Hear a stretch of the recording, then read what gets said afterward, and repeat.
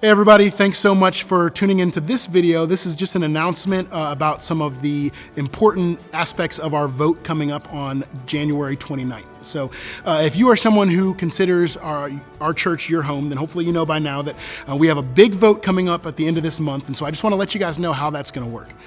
First of all, next week on January 22nd, after service, we're going to have a question and answer period and an elders panel where we'll be able to answer questions about the vote and also ask some questions to our new prospective elders that were introduced during service last week. And so that'll be after service. Service will actually be condensed a little bit to give time for that panel and that Q&A, which will take place starting at 11:45 and go for about 45 minutes there. So that's how it's going to work next week, where you can get any questions that you have answered. And please continue to send in questions to our email, info@thecornerschapel.com, if you have any questions there.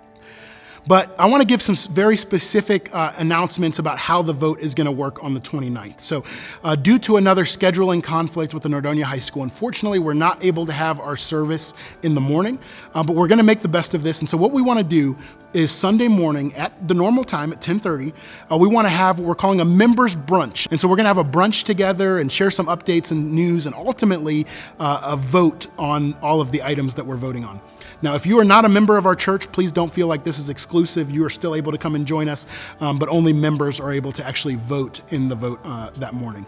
And then what we'll do in the evening at the high school, at a time that's to be announced shortly, we're going to have a worship night. And so we'll continue our series with a short teaching on the 10 Commandments that evening, but it's going to be mostly centered on worshiping together and celebrating God's goodness together. So that'll be Sunday the 29th. Again, the members brunch in the morning and then a worship night in the evening. So I look forward to being able to move through this process as we move into autonomy with you all.